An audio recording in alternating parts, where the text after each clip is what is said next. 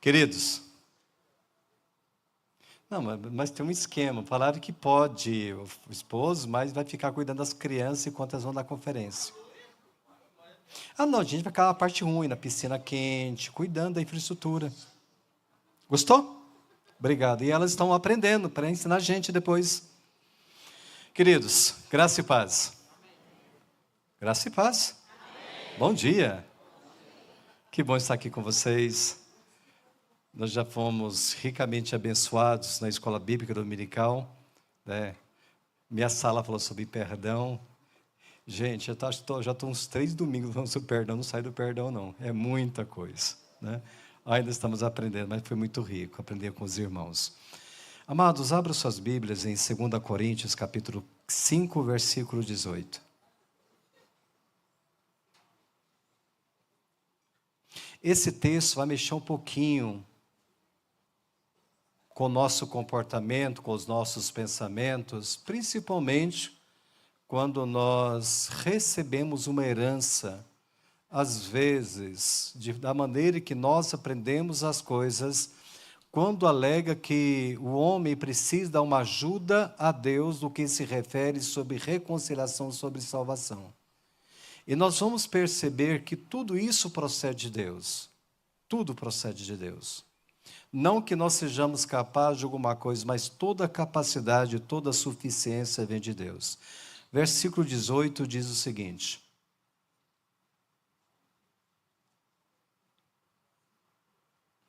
tudo isso provém de Deus, que nos reconciliou consigo mesmo por meio de Cristo e nos deu o ministério da reconciliação. Senhor, fale conosco pela Tua palavra, ministra aos nossos corações. Nós te louvamos e agradecemos pela Tua grandeza, em nome de Jesus. Amém. Queridos, em todo o conceito da palavra de Deus, de Gênesis a Apocalipse, vocês podem dar uma lida lá, que ela não vai falar de Deus tendo necessidade de reconciliar-se com o homem. Por quê? É o homem que precisa se reconciliar com Deus. Porque nós sabemos que Deus Ele é absoluto, Ele governa todas as coisas. O homem que quebra o conceito da obediência, lá em Gênesis, então ele faz uma separação. A Bíblia diz que os vossos pecados faz separação entre vós e o vosso Deus. Tá? Quando o homem peca no jardim do Éden, ele cria um abismo, ele é separado. Isso traz consequência. Mas nós sabemos que Deus ali, mesmo o homem falhando, mas a Bíblia fala que da descendência da mulher levantaria aquele que esmagaria a cabeça da serpente. Então nós percebemos aqui, acima de tudo, que o homem que precisa reconciliar-se urgentemente com Deus, os vossos pecados fazem separação entre vós e o vosso Deus. Há uma necessidade gritante em nós para realmente mantermos essa paz com o Senhor. Amados, nós precisamos o seguinte, entender que o homem muda, nós mudamos, sempre. Ah, eu não mudei, eu sou a mesma pessoa. É o que você pensa, mas nós mudamos. E com essa mudança que nós temos, nós vamos entender que Deus nunca muda. Um dos atributos naturais de Deus é que é a questão da imutabilidade. O que é imutabilidade? Deus não muda, Ele é o mesmo ontem, o hoje e o eternamente. Ele é o Deus soberano sobre todas as coisas. O seu amor por nós, ele é eterno e incessante. Um teólogo chamado Barclay, que nós usamos muito aqui nas pregações, ele diz que nada havia diminuído o amor de Deus, nada havia tornado esse amor em ódio, nada havia desvanecido o anelo do seu coração.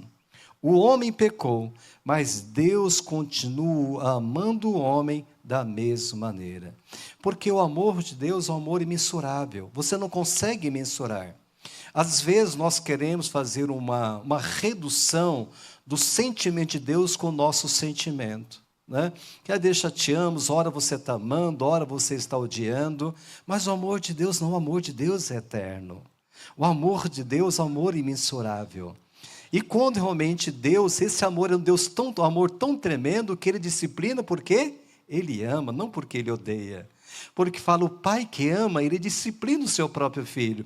Até o amor de Deus, a disciplina de Deus é um ato de amor, porque ele importa com os seus. E nada havia desvanecido o anelo do seu coração. Esse desvanecido, nada que havia diminuído. O homem pecou, mas Deus continuou amando o homem da mesma maneira. Os puritanos eram teólogos, homens tementes a Deus, homens piedosos. Eles diziam que não há nada que possamos fazer para Deus nos amar, amém? Deus tem que nos amar a mais, nada Ele pode fazer para nos amar mais, e nada que possamos fazer para Deus nos amar menos. O seu amor é eterno e imutável, amém? Nada. Deus tem que me amar. Se eu for um bom filho, fazer tudo certinho, tudo obediente, eu vou ganhar estrelinha. Não é? Isso é uma cultura que nós recebemos. Não, se você for um bom filho, no final do ano você vai ganhar sua calói. Era Calói que tinha um conceito, não era Monarque. Barra Forte.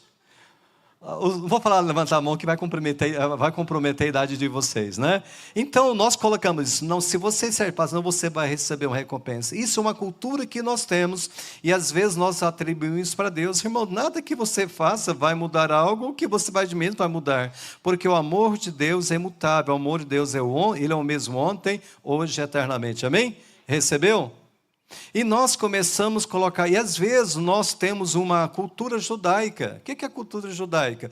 Deus faz uma aliança com o povo hebreu, e ele falou o seguinte, olha, eu vou fazer um pacto com vocês. Se vocês realmente cumprirem os meus estatutos, os meus mandamentos, e fizer tudo que eu vos ordenar, vocês vão comer o melhor da terra, vocês vão ser abençoados. Caso contrário, contudo, se vocês realmente falharem nisso, vocês vão receber o mal sobre a vida de vocês. Então, na mentalidade dos judeus, eles achavam que se algo acontecesse é porque estavam fazendo algo. Irmãos, isso nós não estamos vivendo mais debaixo da lei, mas vivemos a graça de Deus. Não que a lei foi mudada, mas porque as pessoas transgrediram a própria lei. E ainda nós criamos essa cultura, né? Não faço. Nós temos, às vezes, o sentimento que nem aquele fariseu, né? Não, Senhor, eu sou melhor do que as pessoas. Olha a minha vida, olha a minha postura. Eu jejuo, eu vou nos cultos, eu estou trabalhando e nós achamos melhor do que o outro. Não sou como os demais, né? E nós começamos a aumentar uma régua, mas na nossa concepção, e nós não estamos entendendo que Deus ele quer tratar com as nossas vidas. Irmãos, Deus não vai usar a sua régua para você avaliar os seus valores. Ele conhece, ele sonda, ele vai nas profundezas do nosso coração. Mas nós sabemos que o amor de Deus é eterno, ele é imutável, não muda. Ele é ontem, hoje, eternamente. Querido, Deus poderia ter nos tratado como tratou os anjos rebeldes. Eles foram conservados em prisões eternas.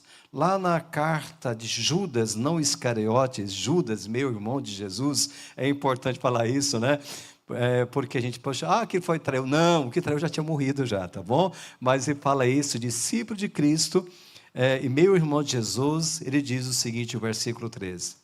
E aos anjos que não guardaram o seu principado, mas deixaram a sua própria habitação, reservou na escuridão e em prisões eternas, até o juízo daquele grande dia, ondas impetuosas do mar, que espuma suas mesas abominações, estrelas errantes, para as quais está eternamente reservada a negrura das trevas.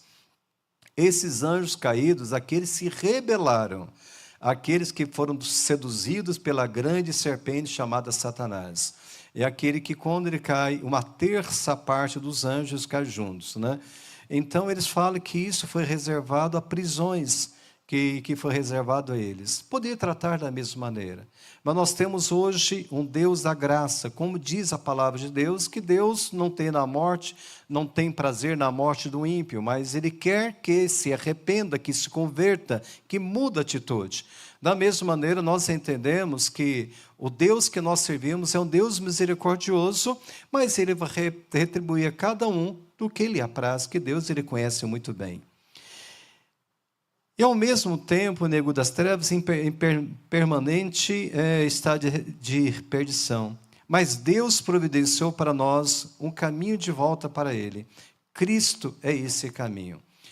Eu gosto muito em João 14:6, ele fala exatamente isso, né? não se turbe o vosso coração. Versículo 1. Crede em Deus, crede também em mim. Na casa de meu pai há muitas moradas. Se não for assim, eu teria dito, vou preparar o lugar. Ele prepara o lugar pela sua cruz, pelo seu sacrifício. Ele reconcilia o homem consigo mesmo. Aquilo que era inimizade, pelo sacrifício de cruz, sabe, o homem tem essa ponte dessa ligação com o Senhor. Mas ele vai falar um pouco, ele vai continuar e vai dizer o seguinte: por quê? Eu sou o caminho, a verdade e a vida, ninguém vem ao Pai senão por mim. Ele mostra que ele é o caminho. Muitos caminhos podem levar a muitos lugares, mas somente um caminho que leva para a eternidade, Cristo Jesus. Ele é o caminho, Ele é a verdade e Ele é a vida. Não há outro meio para ser salvos. Timóteo ainda, Paulo falando Timóteo, ele vai falar algo tão importante sobre nós. Cristo é o único mediador entre Deus e os homens, Jesus Cristo o homem. Não há outro meio para ser salvo. Esse é o mediador. Qualquer personalidade que você tem conhecido na história, você ainda pode encontrar os túmulos onde eles estão colocados, mas Cristo, o túmulo, ele está vazio e continua vazio, não está mais aqui. Amém? Então, pela sua morte, nós temos hoje, nós podemos andar nesse caminho vivo santo que Deus tem nos colocado. E essa reconciliação, que Cristo fala reconciliando o mundo consigo, ela foi somente pela cruz de Cristo, como eu disse a vocês, não há outro meio para ser salvo.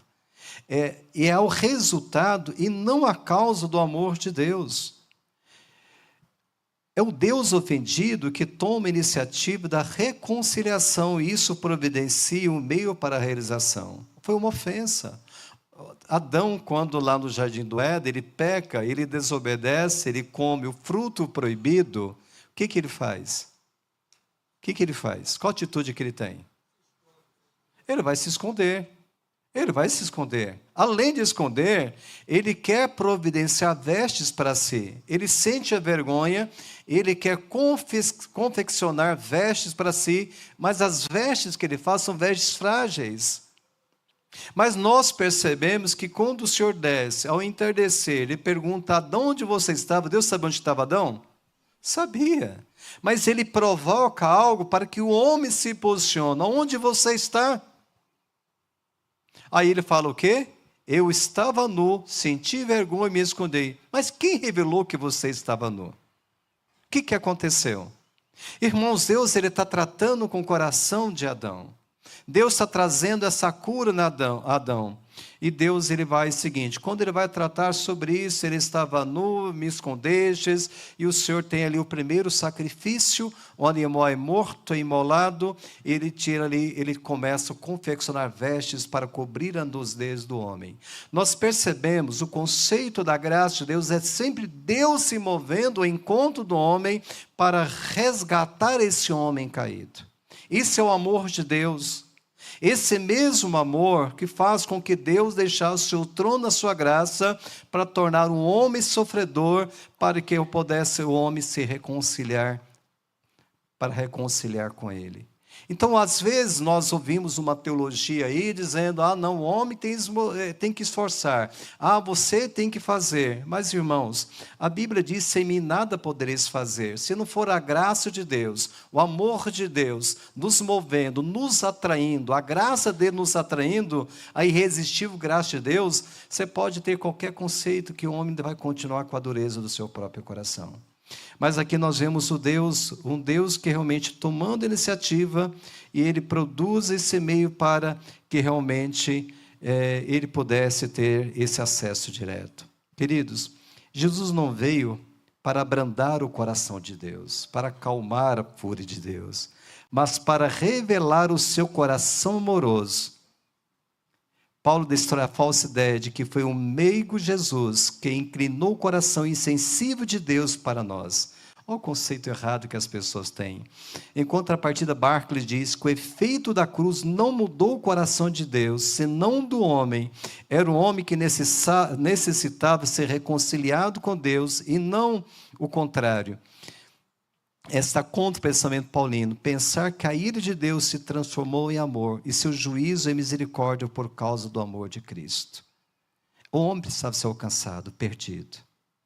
Por isso que a Bíblia fala em João 15,16, João 3,16, me perdoe.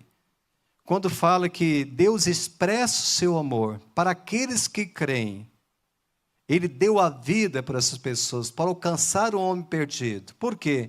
Por mais que o homem seguisse os privilégios, a sua conduta, o seu procedimento, por esse ato de obediência nunca foi suficiente para ser salvo. Mas pela graça de Deus, o amor de Deus, ele foi alcançado por esse amor inefável. Queridos, na verdade, não foi a cruz de Cristo que gerou o amor de Deus, foi o amor de Deus que gerou a cruz. A cruz não é a causa, mas o resultado do amor de Deus. A cruz estava cravada no coração de Deus desde a fundação do mundo. Nós vamos encontrar alguns textos aqui.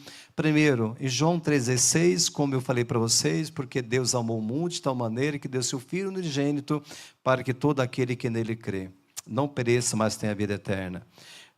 Romanos capítulo 5, versículo 8 diz: mas Deus prova o seu amor para conosco, em que Cristo morreu por nós, sendo ainda nós pecadores. Olha que a Bíblia nos mostra algo tão extraordinário. Em Colossenses fala que Deus nos deu vida quando vocês estavam mortos nos seus delitos e transgressões. Quando você estava todos perdidos, o Senhor, pelo seu amor, já tinha alcançado você pela graça. Não é o que você faz, mas aquilo que Deus fez na sua própria vida. Amém? Nós temos hoje uma situação, cultura que nós temos se você fazer por merecer, então você vai ter. E às vezes nós olhamos isso para Deus. Eu sou uma pessoa, não roubo, eu não faço.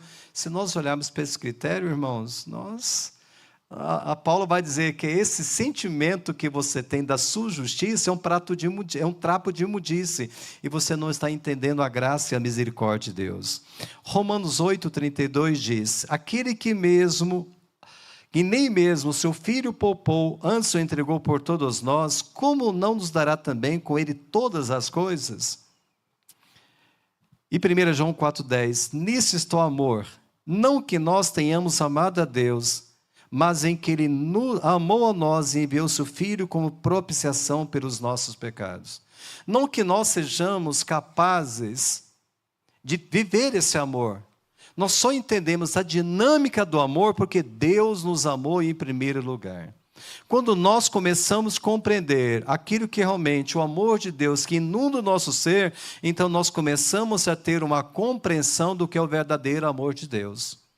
Não que eu seja capaz. Por quê? Nós temos uma natureza carnal, nós temos comportamentos, nós temos uma personalidade. E como nós lidamos com tudo isso? Então, às vezes nós achamos, como diz ainda, tem um teólogo pregando por aí, diz que você é o centro de Deus. Me poupe. E as pessoas começam a dar crédito a isso. Se nós começamos a entender a grandeza, o amor de Deus que nos transforma, nós vamos ser inundados pela gratidão, pelo amor que Deus tem nos alcançado. E Apocalipse capítulo 13, versículo 8, ele diz o seguinte: adoraram-no, as mulheres estão estudando, que capítulo vocês estão estudando agora de Apocalipse? 11? 21 já? Ih, está acabando já, filha. Ixi. Olha lá, Apocalipse 13, 8. E adoraram a todos os que habitam sobre a terra, estes cujos nomes não estão escritos no livro do Cordeiro, que foi morto desde a fundação do mundo. E quem estão adorando a besta? São aqueles que seus nomes não estão escritos no livro da vida. Por isso que realmente têm adorado naquilo que Deus tem colocado. Mas que não estão escritos. Se você está realmente escrito no livro da vida, esse Cordeiro que foi morto antes da fundação do mundo, onde o mundo ser fundado, ser a estrutura que ele tem, Deus já tinha preparado os seus. Então a visão que nós colocamos hoje, daquilo que Deus tem nos colocado, que é um projeto de Deus, mesmo que o mundo ser mundo, Deus já tinha estabelecido para o seu próprio povo. O que nós percebemos ainda é que a cruz de Cristo foi o preço que Deus pagou para nos reconciliar consigo. Ele nos amou e nos deu o seu Filho.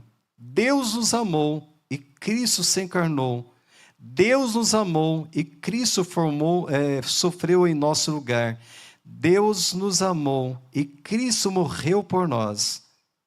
Olha só interessante essa dinâmica que o Senhor está tratando conosco. Ele nos amou e entregou seu Filho unigênito para pagar a dívida. Aquilo que o homem não foi suficiente, Deus estabeleceu na sua própria vida. Deus nos amou e Ele se encarnou. Deixou sua glória. E a gente fala que o maior ato de humilhação de Cristo foi a encarnação dele, foi se tornar homem, né? Essa natureza. Mas por quê? Porque ele sofreu aquilo que nós deveríamos sofrer. Ele padeceu aquilo que nós deveríamos padecer. Deus nos amou e ele sofreu em nosso lugar. Às vezes nós pensamos sobre o sofrimento, mas o que Jesus sofreu, eu acho que nenhum especialista ele pode descrever o sofrimento de Cristo. Ele foi transpassado, ele foi humilhado, ele foi açoitado. Aquilo que eu deveria, porque foi uma ofensa contra a santidade de Deus, e o pecado ele tinha que ser punido, mas Jesus ele assume o nosso lugar. Às vezes, quando você sente algo de sofrimento, é um lampejo, é uma coisa tão pequena diante do que Cristo sofreu. Me falaram, eu li algo seguinte, disse que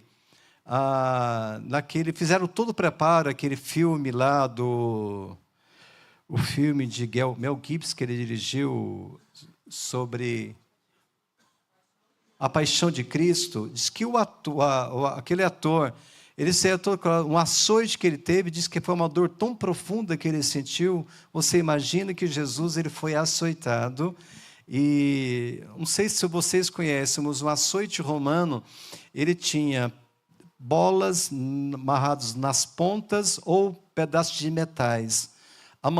A pessoa era especialista para açoitar. Quando a pessoa lançava o chicote, ele arrancava pedaços de pele, de músculo, ferindo.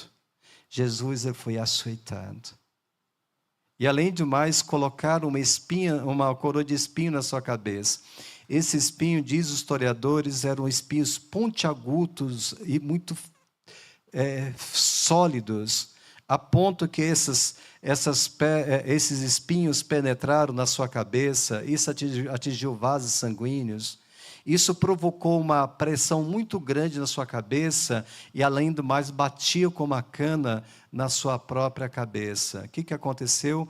E ficou inchado, deformado. Por isso que o autor de Isaías fala que ele foi transfigurado, nós não víamos formosura alguma, porque ele ficou deformado.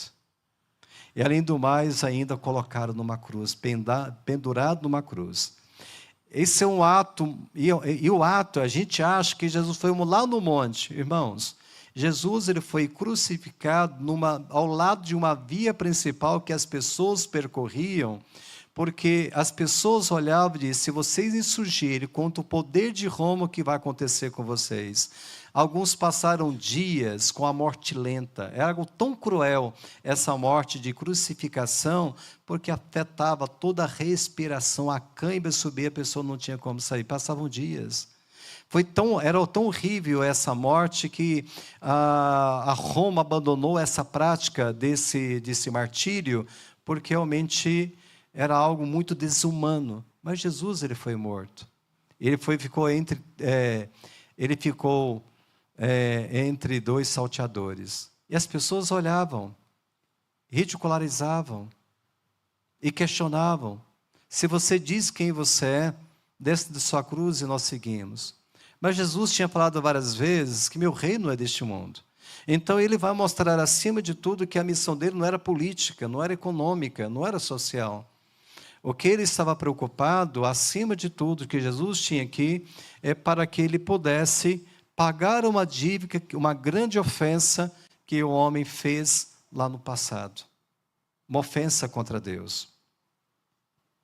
Queridos, Deus nos amou, mas Cristo sofreu o nosso lugar. Alguém tinha que pagar a conta, né? Então Ele paga essa conta. Ele nos amou. Aquilo que nós deveríamos fazer, mas Cristo assume o nosso lugar. É o que a gente fala sobre imputação. O que é imputação? É de você colocar na conta do outro aquela dívida que o homem fez. Então nós colocamos em Cristo toda a nossa culpa, toda a vergonha, e nós recebemos a graça sobre a graça. Amém? Pela morte dele, aquela dívida foi paga. Tudo está consumado. Obra completa, não deve nada. Diz a palavra de Deus, lá em Colossenses, que ninguém mais vos julgue, né? Por fés, por luas novas, porque tudo isso é soma do que passou, daquilo que nós vivemos com Cristo. Então você não pode achar, por exemplo, usurpar de algo que Cristo fez por você. Foi Deus, por amor, que Ele deixa o seu trono e vem para resgatar esse homem e demonstra esse amor pelas pessoas. Que grande amor é esse que Deus tem nos dado. A cruz é a prova cabal de que Deus está de braços abertos para nos receber de volta ao lar. Amém? Vinde a mim, todos vocês que estão cansados, sobrecarregados, oprimidos. Vinde a mim, vocês que estão frustrados. Vinde a mim, vocês que estão perturbados. Vinde a mim, todos vocês que estão tão frustrados, que eu vos aliviarei. Mas para que vocês possam ir até Jesus, vocês precisam de ter esses sentimentos que são atraídos pela graça de Deus. Como diz o salmista, para onde nós iremos se tu tens a palavra da vida eterna? Nós precisamos dessa mensagem, uma mensagem contínua para nós. Para que eu receba o alívio, eu tenho que receber a graça de Deus sobre a minha vida. Ele fala que meu jugo é suave e leve, tomai sobre vós o meu jugo. Nós estamos trazendo jugo de homens, nós estamos tendo conceito ideológico de homens, e nós não estamos recebendo aquilo que Deus tem colocado para a nossa própria vida. E o Evangelho, a graça de Deus é algo livre, não é pesado. Meu fardo é leve. E nós achamos hoje, ser cristão é tão difícil. Aonde é ser difícil? O difícil foi passar pela cruz. Ele fez isso por nós. Passamos por luta, passamos dificuldades, passamos, irmãos, como todo mundo passa, né? Mas nós precisamos entender que a paz que excede todo entendimento guarda a nossa mente e os nossos corações em Cristo Jesus, nosso Senhor. Amém? Queridos, Ele está de braços abertos. Vinde a mim, todos vocês estão cansados e oprimidos. A nossa reconciliação com Deus custou um preço infinito, a morte do seu próprio Filho. Ele nos comprou não com coisas corruptíveis, como prata ou ouro, mas com o sangue do seu Filho bendito. Amém? Ele comprou de pessoas, de línguas, tribos e nações. Pessoas para si. Ele comprou pelo seu sangue. E essas pessoas que Ele resgatou, nós fazemos parte deste grupo que Deus tem nos colocado. 1 Pedro, capítulo 1, versículo 18 e 19, diz o seguinte: sabendo que não foi com coisas corruptíveis, como prata ou ouro, que foste resgatado vossa vã maneira de viver, por tradição recebeste de seus pais, mas com precioso sangue de Cristo. Não foi mais pelo conceito da genealogia, não é pela tradição. Não é que eu nasci crente, eu sou você crente, meus pais receberam. Sabe, não foi pelo preço de ouro, não é pela prosperidade. A igreja não é negócios. Ainda tem umas piadas que as pessoas fazem por aí, de muito mau gosto, né? Pequenas igrejas, grandes negócios. Para você perceber que isso está tão banalizado na nossa vida. Mas porque as pessoas estão buscando a igreja no conceito de viver a prosperidade, mas não está vivendo o sacrifício de Cristo.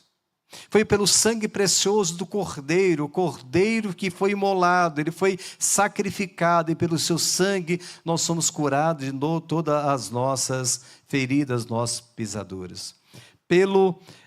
Mas pelo precioso sangue de Cristo, como cordeiro sem mancha e incontaminado de um ano. Queridos, quando Deus criou o universo, Ele apenas usou a palavra, haja luz, e houve luz.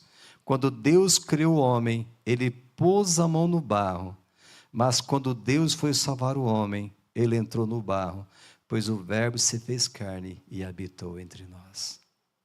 Amém? Lindo, né? Vamos novamente? Quando Deus criou o universo, como a palavra diz, haja luz, e houve luz. Quando Deus criou o homem, ele pôs a mão no barro e criou este homem. E quando Deus foi salvar o homem, ele entrou no barro, pois o Verbo se fez carne e habitou entre nós. Lá do lamaçal, você estava morto numa lagoa com putrefação, podre, está de decomposição, e nos tirou daquele lugar, lá do lamaçal, e nos tirou e colocou num lugar seguro, e nos deu vida. Irmãos, como que o homem acha que pode contribuir para a sua salvação, se você estava morto? Ah, me salva. Salva quando você tem que estar falando ainda, meu irmão. Quando você está morto, você vai falar o quê? Mas a Bíblia fala que quando você estava morto, Deus vai lá e tira você daquele lugar.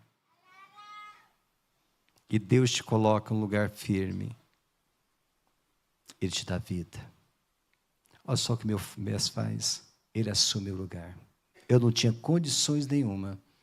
Mas sempre é o amor de Deus que nos alcança. Que Ele nos transforma. Que Ele nos liberta.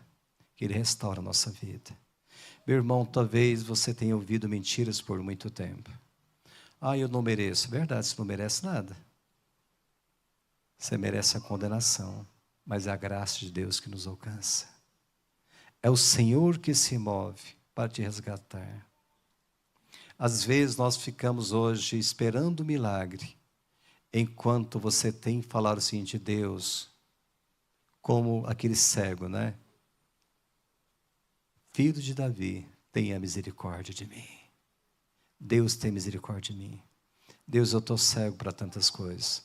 Senhor, eu estou cego para coisas que têm me afetado tanto, mas tem misericórdia, me ajuda. Senhor, eu quero sair da situação, me liberta, me cura. Talvez você está decepcionado com igrejas, com instituições, está preocupado, talvez decepcionado com o sistema, mas olha o amor de Deus. Deus deixa a sua glória e o seu poder para tornar o homem sofredor, para reconciliar o homem consigo. E o que nós temos feito? E você acha que você é bom? Você acha que aquilo que você pode oferecer para Ele, o que você pode entregar?